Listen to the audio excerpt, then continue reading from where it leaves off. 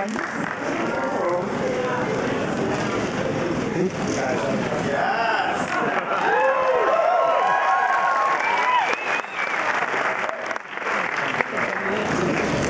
I chose this dress, I wasn't thinking about taking steps and negotiating stairs. This time I'll think about that. Anyways, thank you for those words, Harvey. I'm pretty sure you're not here tonight because you are famous to me now. But it's true. He did work me to the bone, and he has earned his name, I'm sure. But we all, anybody in this room who is creative or artistic in any way, shape, or form knows that we have to all suffer for our art, and it oftentimes feels like we're going through some form of punishment to get to the final product, but then when we get there, we feel so rewarded. And so here I am at the Ziegfeld Theater, which seems completely unreal to me. Can you hear me? Yeah. I never imagined that I would be standing in front of the Ziegfeld Theater presenting a film that I directed. But my life seems to be made up of, I never imagined I'd be here moments. And oftentimes I have, well, throughout all of the promotion and the press and all the film festivals that I've gone to for this film, people are always asking me the question, why did you choose to do this? You know, they're, I think, bewildered sometimes because people think of me as a singer and a performer, and maybe it seems unusual that I would choose to make a film. But I think it's important to know that I think of myself as a storyteller, and when I write songs, I tell stories. When I put on shows and I perform on stage, I'm telling a story.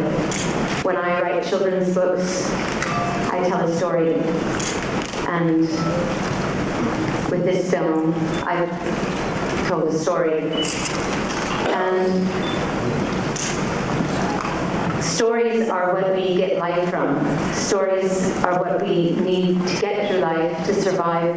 Stories are what inspire us, what provoke us, what guide us, what shock us, what help us to grow. So for me, this is a natural trajectory to continue to be able to tell stories. And I feel very honored to have had the opportunity to tell this story. And I want to acknowledge some very important people in this room who have helped me to tell this story.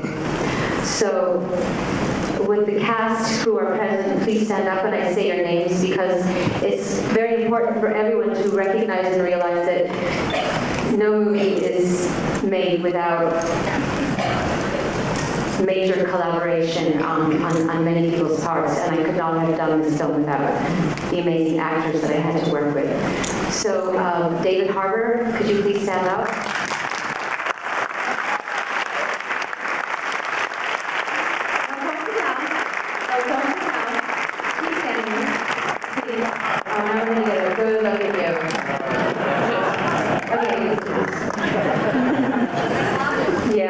Thank you. Oscar Isaacs.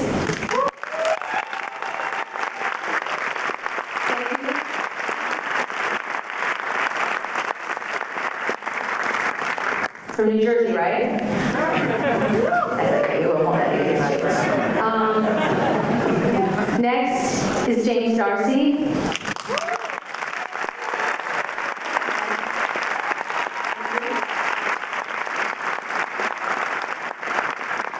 And last but not least, Andrea Riceboro.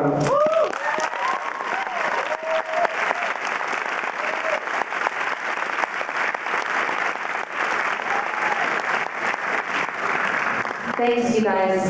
Honestly, I never get sick of watching a movie because you're in it. So thank you for all of your hard work. There are a few other people I'd like to thank that throughout all the film festivals and places that I've shown the film, I either had a brain freeze and forgot to thank, or it just went out of my head. First, I'd like to thank a man who's here tonight. His name is David Redden. He plays the auctioneer at Sotheby's, and he was at the auction of the estate of the Duke and Duchess of Windsor, and he was so helpful, and I'm so grateful for his help, lending authenticity to the film. So thank you, David, wherever you are. And thank you to Sotheby's for being so generous and allowing us to film in your building and annoy everybody on the street in front of your building for a week. Also, I would like to thank my publicity team, Cynthia Schwartz, for fighting the good fight, and to the inimitable, to the unstoppable, to the don't ever fuck with me, her, Liz Rosenberg.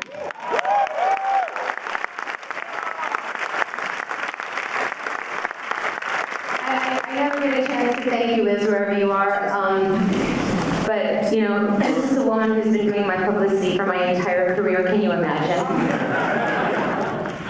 you imagine? Can you imagine? What she's had to put up with, what she's had to listen to. She's amazing, and I'm so grateful to you for everything you've done for me. From the very beginning, when we smoked a joint together, 27 years ago in your office. We don't smoke anymore. Yes. Thank you. Jason Weinberg always got my back, and he's gotten on a plane and flown from one end of the world to the other to be there with me, to hold my hand, to support me. And thank you for your love and support.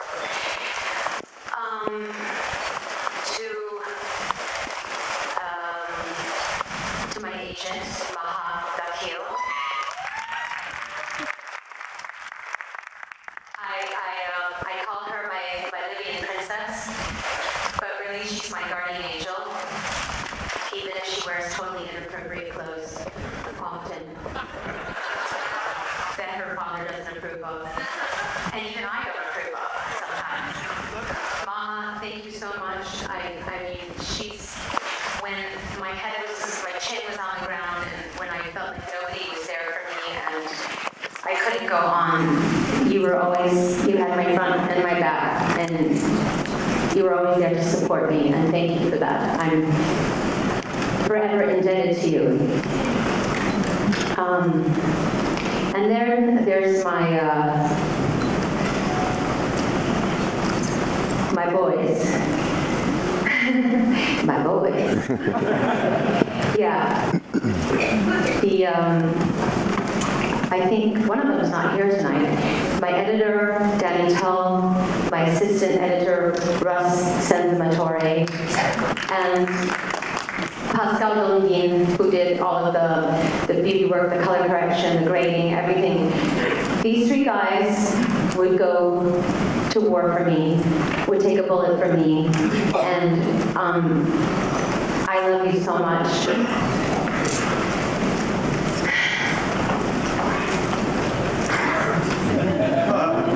I'm really tired from working my ass off for the Super Bowl, so.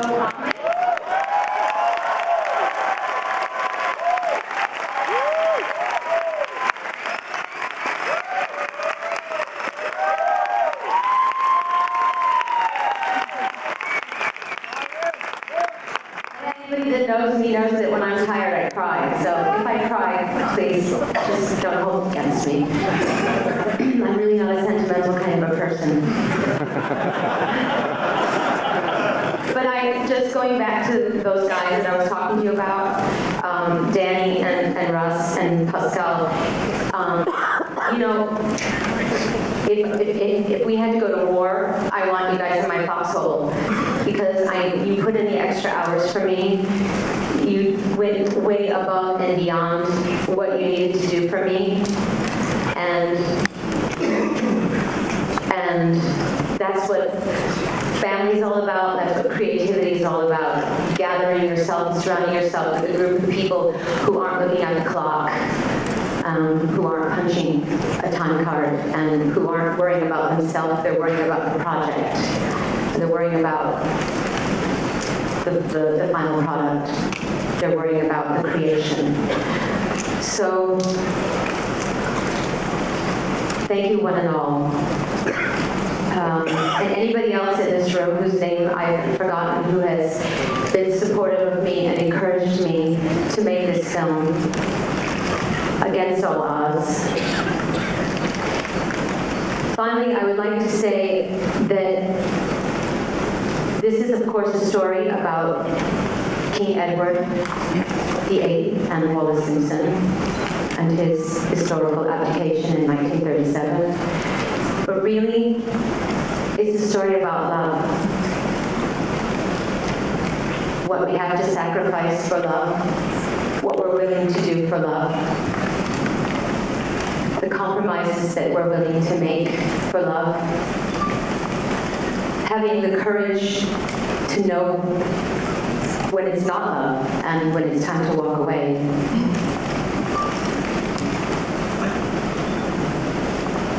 Finally, I would like to thank my mother.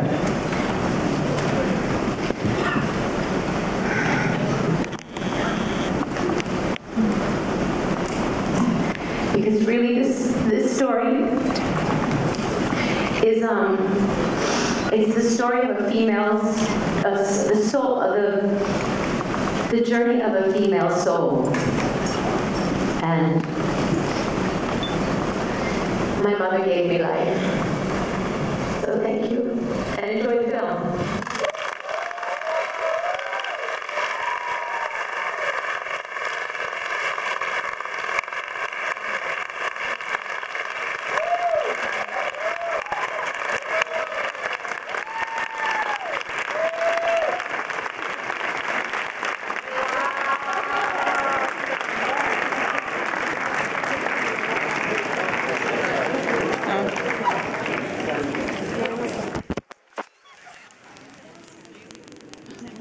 Too